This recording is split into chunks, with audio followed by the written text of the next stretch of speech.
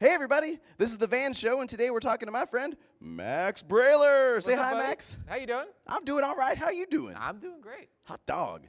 Hot dog. Apropos. I love it. So, Max, tell us a little bit about yourself. Where are you from? I grew up outside of Boston and a little bit of Pittsburgh, and now I live in New York. All right. Now, Max, you're an author. How early did you start writing? Okay, so the first time I was excited about writing was in 5th grade. I remember I have like a specific memory. I had to write a story for school about Native American myths and legends. Ooh. And I made up a mud monster creature that attacked a village, and it was like a cool horror story. And like the mud monster would like pull off pieces of his muddy body and throw it like mud balls. Whoa. And that was like, and I got like not a great grade, but it was really fun to write. And then I started. That's the first time I was excited about writing. And then I wrote a little bit when I got to college. I wasn't planning to write. I wanted to make movies, but I discovered that I really loved sort of the way that you could write.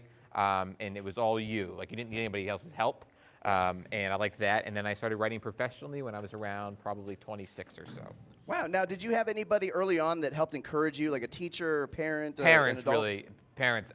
My father worked in book publishing. He worked around books, so I grew up in a house that was full of books. There was reading everywhere. We had a reading nook in my house, so I was just like surrounded by books, and I was very aware of reading and also just book publishing and things like that. So my path actually ended up being that I got an internship in book publishing, and I ended up meeting people like editors and things like that, and that's how I sort of got my into being an author. Wow, editors are important people to know. Editors are the best people to know. Now, you write a lot of middle grade books. Yes. So I want to know, what was your favorite book when you were in middle grade? My favorite book when I was in middle. Bart Simpson's Guide to Life. It's my favorite book of all time. It's like a tie-in book for The Simpsons that came out like maybe '92, but it was like brilliant. Not like a cheap tie-in. It's like so hilarious. It's filled with all sorts of like Bart's dream bedroom, and it has like all these arrows and labels showing like all the crazy things he would have in his bedroom and stuff like that. Oh. And that ended up really influencing the way that I write books today. Like a lot of the books that I write have like diagrams and cross sections of like a tree house or a monster and things like that. Yeah, I was gonna say, you got a really cool treehouse in this book. Yes, and like all that came from like I really loved that book, and it was like I was like, oh, like reading like a book doesn't have to be so serious. It's like Bart Simpson's Guide to Life, and it was hardcover. That was awesome.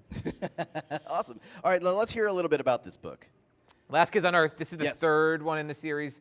Next one comes out in September. That's the fourth one. It's called Last Kids on Earth and the Cosmic Beyond. The Last Kids on Earth is about 4 buddies. It's the end of the world, like a giant monster, and creepy zombie apocalypse. And these 4 buddies team up and kind of try to make the best out of a weird situation and battle monsters and zombies, and then meet some like kind of like cool friendly monsters. And There's and friendly then, zombies. friendly, like they have a zombie butler, and and there are friendly monsters that are sort of a little bit like let's see, like it's like Jim Henson-esque kind of type monsters. Oh, like Labyrinth. Yeah, it's totally Labyrinth. And as each book progresses, we sort of reveal the story gets bigger, weirder, stranger. The stakes are raised, and there's like a larger villainous presence that will be dealt with at the end of the series. Ooh. Yeah. Dun, dun, dun. And how many books do you plan on being in this series? 49 is the no. I don't know. Like maybe I think sometime more than 8, less than 10. So Oh, all right. that'd be 9, I guess. We're going to keep it going. Yeah. All right. And now I heard just recently that this is being optioned for a Netflix series. Is that right? Yes, it'll be a Netflix series in 2019. We're Woo. well underway. I just finished writing writing the 4th episode, and we're doing a recording of voices and things like that. Wow. So things are moving along nicely, and it looks super awesome, and I'm crazy excited. Are you doing all the scripts for it? No. We got a whole staff of people who are much more talented than I am at writing this stuff. Come on. No, for real, because I don't know what I'm doing. But I'm doing a few of them. So like sometimes authors get their like books optioned or something, and then someone messes it up, and then like they're all mad about it. Yeah. Only I'm messing this one up. Okay, now I got a couple personal questions for Sure. you. The first one is, now you have another series called Galactic Hot Dog? Yes, I read a series called Galactic Hot Dogs, and I read another series called Erie Elementary. So, okay, what's the best hot dog you've ever had? My favorite hot dog is from Gray's Papaya in New York City. New York? So have you ever had a Chicago hot dog? I don't think I have. Ah, you're in for a treat, my friend. They're delicious. Do you have one with you? Or No, well, okay. the You're way in you for a said I'm in treat for a when treat you made have me them. had it sort of Yeah, amped up for a new hot dog I was going to eat. Sorry to tease you there. I did not bring any hot dogs with me. Whatever. So, Ben, we Yes? have a lot of kids with questions. Do you mind if we break off and ask a few questions? Hot dog, let's do it. Let's do it. Hi, friend. What would you like to know?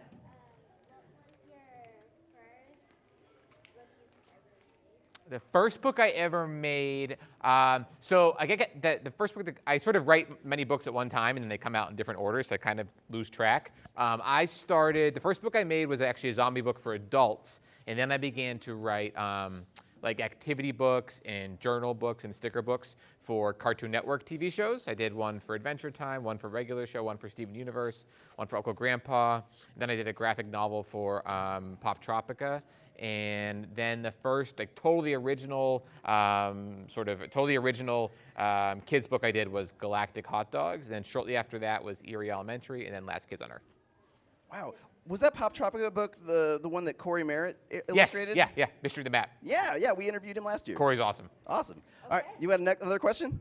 How old were you when you made your first book? I was around, I think I was 26 or 27 when I made my first book.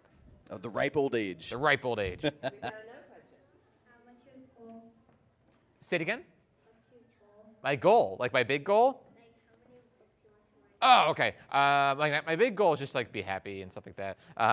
That's a hard one. Writing the books is easier. Let's see. So I think that I would just keep writing and writing and writing. I don't see myself ever like retiring or like stopping. If I spend like even a weekend not writing, I get sort of antsy. I don't know what to do with myself. So I would imagine a lot of books. I got a lot of ideas. Yes, ma'am. What was the inspiration for the Last Kids on Earth series? The inspiration for the Last Kids on Earth series.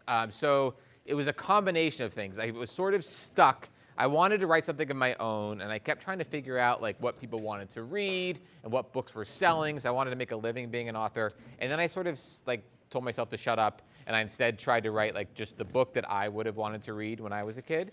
And my parents were actually moving, and I had to go home. And in my attic was this box of all my old stuff. And I went through it, and I realized that like the things that I was into when I was in like 5th, 6th grade are like the exact same things I'm into today. Like I never matured. So I was really into giant monsters and zombies and like sort of goofy heroes. I combined all those things. And then when I was a kid, I had a treehouse in my backyard. And that treehouse was the sort of the final piece that became Last Kids on Earth. Awesome. Are some of your books based off your dreams? Off my dream. Oh, so daydreams. That's a big one. So I first got the sort of idea that maybe I could even tell stories or be a writer from daydreaming. I would daydream a lot during school. I was the type of person who would like watch a movie or read a book and sort of think about it and be like, that was cool, but like it would have been even cooler if like this happened. And I would do that all the time. And I realized at one point maybe like that my ideas for like what would happen in stories instead of what the author or the director did were like okay and good enough that they could be their own ideas on their own. And so that sort of daydreaming, that thinking about stories in that way is what kind of gave me the courage to try to write. Goodbye. Goodbye!